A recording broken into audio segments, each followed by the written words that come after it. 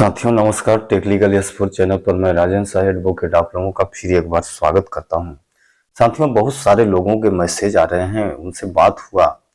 उन लोगों का कहना है कि सीआरसी पोर्टल से मैसेज आ रहा है। साथियों बहुत सारे लोगों का क्लेम जिन्होंने 18 जुलाई 19 जुलाई या 20 जुलाई या 22 तक में कर दिए थे, उन लोगों का 45 दिन से ऊपर हो गया है। जैसा कि हम लोगों को सूचना के माध्यम से जो जानकारी है, पोर्टल में जो जानकारी दिया गया था कि क्लेम करने के 30 दिन बाद सहारा के द्वारा अप्रूव किया जाएगा और 15 दिनों के अंदर निवेशकर्ताओं के खातों में पैसा भेज दिया जाएगा। यानी 45 दिनों में पैसा भेजने की बात तो नहीं बोली गई थी, लेकिन 45 दिनों में आपको सूचित कर दिया जाएगा। तो 45 दिन जब पूरे हो गए तो बहुत सारे निवेशकों को मैसेज आ रहे हैं और उन मैसेजों में लिखा है कि आपका क्लेम विचारणीय नहीं है, कृपया आप पुनः क्लेम करें। यानी कि not consider of your claim, please reclaim. माने इस तरह से माने आपका क्लेम जो है कंसीडर योग्य नहीं है। अब इस तरह का मैसेज क्यों आ रहा है? अगर आप फिर उसी मैसेज पे लिखा है कि आप लोगों को अगर अधिक जानकारी लेना है तो कृपया पोर्टल पर लॉगिन करें, और जब पोर्टल पर लॉगिन करते हैं तो पोर्टल पर आपका क्लेम अंडर प्रोसेस दिखाया जा रहा है। तो इस तरह से क्यों? हालांकि चूंकि पहले भी रिजेक्ट, बहुत सारे लोगों का क्लेम रिजेक्ट हो चुका था, फिर चारों तरफ से सोशल मीडिया वगैरह से जब आवाज उठने लगी तो फिर उनको अंडर प्रोसेस में लिया गया। और 45 दिनों के बाद जैसा कि हम लोगों को पूर्व में बताया गया था कि आपको सूचित कर दिया जाएगा कि आपके क्लेम अप्रूव्ड हुआ कि नहीं हुआ, आपका पैसा मिलेगा या नहीं मिलेगा, आपके खाते में जमा होगा या नहीं होगा। तो 45 दिनों के बाद इस तरह का मैसेज मिल रहा है कि आपका क्लेम विचारणीय नहीं है। उसका रीजन नहीं दिया गया है, क्यों नहीं है विचारणीय, क्यों हम दोबारा क्लेम करें, इसका भी कोई जानकारी नहीं दिया गया है।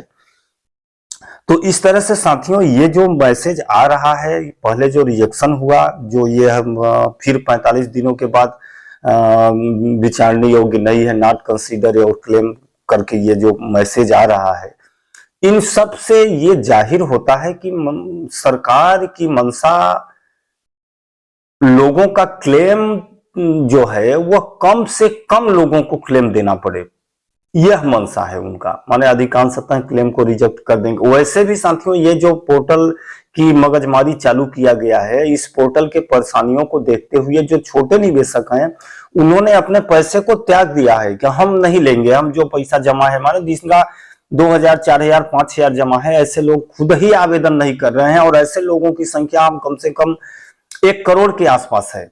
यानी कि अगर यह पैसा सहारा के माध्यम से भुगतान हुआ होता तो वो लोग आसानी से सहारा के ऑफिस में जाके अपना क्लेम ले सकते थे, लेकिन अब पोर्टल के माध्यम से आवेदन कराना, आधार कार्ड देना, आधार कार्ड को पैन से लिंक करना, आधार कार्ड में मोबाइल लिंक करना, फिर दुकान में जाके पैसा देना, एक एक क्लेम के 100-100 रुपया ले रहे हैं।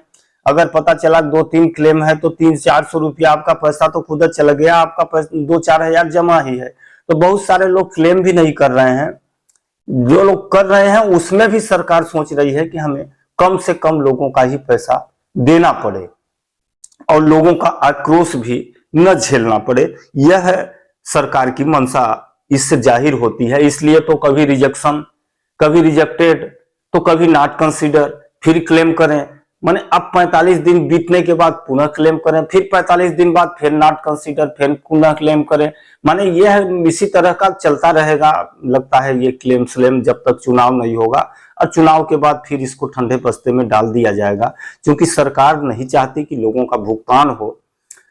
अब सबसे जरूरी बात यह है कि हमारे मध्य प्रदेश की हाई कोर्ट एक रिट पिटीशन जो कि सहारा के एजेंटों के द्वारा फाइल किया गया था, और सहारा के लगभग 40-50 एजेंट कार्यकर्ता जो थे उनके द्वारा रिट पिटीशन माननीय हाई कोर्ट में प्रस्तुत किया गया था, जिसमें सहारा के बहुत सारे पदाधिकारियों के साथ साथ भारत सरकार के सेक्रेटरी और सहारा ये आपके सीआरसी जो है क्या कहते हैं सेंट्रल रजिस्ट्रार को भी पार्टी बनाया गया था। और मुख्य रूप से सेंट्रल रजिस्ट्रार को ही माननीय जबलपुर उच्च न्यायालय ने आदेशित किया था कि आप सहारा निवेशकों का पैसा यथाशीघ्र इतने दिनों के अंदर भुगतान कराएं। भुगतान कराने का आदेश दिया था। उस आदेश की कॉपी जिन जिन सहारा एजेंटों ने रिट पिटीशन फाइल किया था, उनका लगभग बहुत सारे लोगों से पैसा लिए थे। उन लोगों ने सभी लोगों का क्लेम और ये माननीय उच्च न्यायालय का आदेश की कॉपी लेके सीआरसी सेंट्रल यानी सेंट्रल रजिस्ट्रार ऑफ इंडिया के पास आवेदन दिए। आवेदन एक बार, दो बार, तीन बार आवेदन दिया गया, लेकिन सेंट्रल रजिस्ट्रार के द्वारा कोई भी कार्यवाही नहीं किया गया और न ही जो ऑर्डर हुआ था माननीय उच्च न्यायालय से उन लोगों का भुगतान ही दिलाया गया। तो पुनः हार के ये जो कार्यकर्ता साथी थे, इन्होंने पुनः अवमानना याचिका माननीय उच्च न्यायालय में दायर किया था। ये 22 का जजमेंट था, लगभग मार्च में जजमेंट आया था रिट पिटीशन का, और ये 23 में लगभग जनवरी के आसपास अवमानना याचिका दायर किया गया था उच्च न्यायालय में। तो जैसे ही अवमानना याचिका दायर किया गया, सेंट्रल रजिस्ट्रार तथा सेक्रेटरी वगैरह को नोटिस तामील हुई, तब तक में माननीय सर्वोच्च न्यायालय का जजमेंट 22/3/22 वाला आ गया था, जिसमें 5,000 करोड़ रुपया देने का आदेश हो गया था और सरकार के द्वारा पोर्टल बनाए जाने का प्रस्ताव पारित हो गया था। तो सेंट्रल रजिस्ट्रार ऑफ इंडिया के द्वारा उच्च न्यायालय में जवाब दिया गया कि सर्वोच्च न्यायालय के आदेशानुसार सहारा के निवेशकों का भुगतान करने के लिए 5,000 करोड़ रुपए ट्रांसफर कर दिए गए हैं और सरकार के द्वारा पोर्टल बनाया जा रहा है और पोर्टल पर आवेदन के माध्यम से सहारा निवेशकों का भुगतान कराया जाएगा। अतः हम लोगों के द्वारा किसी तरह का अवमानना नहीं किया गया है, बल्कि सर्वोच्च न्यायालय के आदेशानुसार हम लोग कार्य कर रहे हैं। इस तरह से जवाब दिया गया और उनके जवाब से संतुष्ट होकर माननीय उच्च न्यायालय ने अवमानना याचिका को खारिज कर दिया गया। अब सबसे बड़ा सवाल उठता है कि क्या यह जो मजाक चल रहा है सीआरसी पोर्टल के नाम पर तथा सरकार के पोर्टल के नाम पर जो लोगों को रिजेक्टेड मैसेज आ रहे हैं, नॉट कंसीडर का मैसेज आ रहा है, क्या यह माननीय उच्च न्यायालय के आदेश का अवमानना नहीं है? क्या सरकार के द्वारा जो 10-10 हजार रुपए देने का ऐलान किया गया है, हालांकि माननीय सर्वोच्च न्यायालय ने तो ऐसा नहीं बोला है कि आप 10-10 हजार रुपए का भुगतान करें। माननीय सर्वोच्च न्यायालय ने तो यह बोला है कि जो रियल जमा करता है, जो वाकई में सहारा के जमा करता है, उनका पैसा फंसा है, उन रियल जमाकर्ताओं का संपूर्ण भुगतान कराया जाए। सर्वोच्च न्यायालय ने तो संपूर्ण भुगतान करने का आदेश पारित किया है। अब ये 10,000 रुपए देना क्या सर्वोच्च न्यायालय के आदेश का अवहेलना नहीं है? क्या माननीय उच्च न्यायालय जबलपुर के आदेश की अवमानना नहीं है? अगर माननीय उच्च न्यायालय कह रही है कि आप संपूर्ण भुगतान करें, आप निवेशकों का भुगतान करें, तो आप 10,000 भुगतान कर रहे हैं, क्या ये 10,000 भुगतान की श्रेणी में आएगा? यह आज सबसे बड़ा विचारणीय प्रश्न है साथियों। ये जो 10-10 हजार रुपए देने का जवाब रिप्लाई सेंट्रल रजिस्ट्रार के द्वारा उच्च न्यायालय में फाइल किया गया है, यह भी सही नहीं है, क्योंकि 10,000 देना कोई भुगतान नहीं होता है। इसको हम एक तरह से सहायता राशि मान सकते हैं कि सरकार के द्वारा सहायता राशि 10,000 दिया जा रहा है, उनके क्लेम का भुगतान नहीं किया जा रहा है, उनके जमा राशि का भुगतान नहीं किया जा रहा है। अगर जमा राशि का भुगतान करना होता सरकार को, जमा राशि का कितना भुगतान करना है सरकार को, क्या मैच्योरिटी के साथ भुगतान करना है या मैच्योरिटी नहीं देना है, सिर्फ मूलधन देना है? मूलधन देना है तो कितने इंस्टॉलमेंट में भुगतान करना है, और ब्याज के साथ भुगतान करना है तो कितने इंस्टॉलमेंट में भुगतान करना है?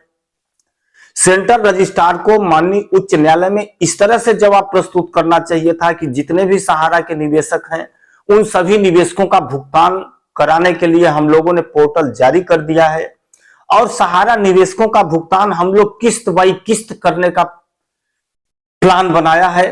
किस्त बाई किस्त में सहारा निवेशकों के पैसों का भुगतान इतने दिनों के अंदर कर दिया जाएगा, संपूर्ण भुगतान कर दिया जाएगा।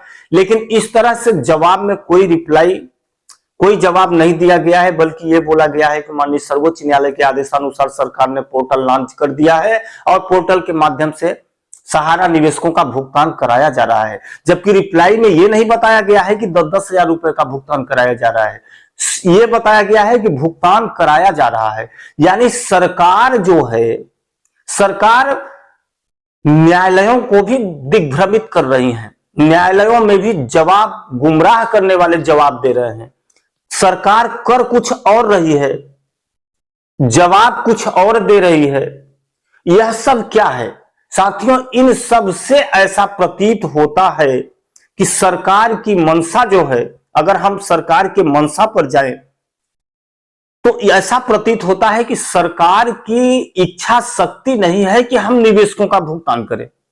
सरकार की इच्छा यह है कि हम इस पैसे को हड़प लें और हड़प के देश का विकास करें। तो क्या देश का विकास होगा? जब देश के लोगों का विकास नहीं होगा तो देश का विकास कैसे होगा? यह भी एक विचारणीय प्रश्न है साथियों। इन सब बातों से, इन सब वीडियो से मैं सरकार से निवेदन करना चाहता हूं कि सरकार एक नोटिफिकेशन जारी करे, सरकार आदेश जारी करे और सरकार बताए लोगों को कि हम सहारा निवेशकों के संपूर्ण मैच्योरिटी राशि का भुगतान करेंगे या मूलधन का भुगतान करेंगे, लेकिन ये किस्तों में भुगतान करेंगे। कितने किस्तों में भुगतान करेंगे, कितने दिनों में भुगतान करेंगे, इन सब की जानकारी सहारा निवेशकों को, आम पब्लिक को, सरकार को बताना चाहिए। सरकार सार्वजनिक पेपर मीडिया जो है उसमें इश्तेहार प्रकाशन करके बताए, या जो प्रकरण चल रहे हैं उन प्रकरणों में सरकार स्पष्ट जवाब दे। ये गोल मोल के जवाब देने से एक तरह से लोगों में भी आक्रोश की भावना पैदा हो रही है और सरकार की इच्छा शक्ति पर प्रश्न उठाए जा रहे हैं।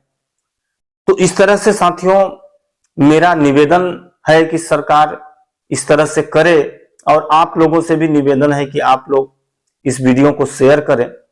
और मैं पुनः उन कार्यकर्ताओं से निवेदन करता हूं जिन्होंने अवमानना याचिका तथा रिट याचिका लगाया था, उनसे निवेदन है कि आप लोग पुनः सरकार के उस नोटिफिकेशन को लेकर जिसमें 10-10 हजार रुपए देने का पोर्टल जारी किया गया है, उस आदेश की कॉपी लेके आप उच्च न्यायालय में रिव्यू पिटीशन फाइल करें उसी अवमानना याचिका का, कि भुगतान सरकार नहीं कर रही है बल्कि 10-10 हजार का सहायता राशि दे रही है, इसलिए आपके आदेश का अवमानना है और आपके आदेश की अवमानना बतौर सेंट्रल रजिस्ट्रार इसमें दोषी है और सेंट्रल रजिस्ट्रार को सजा दिलाया जाए।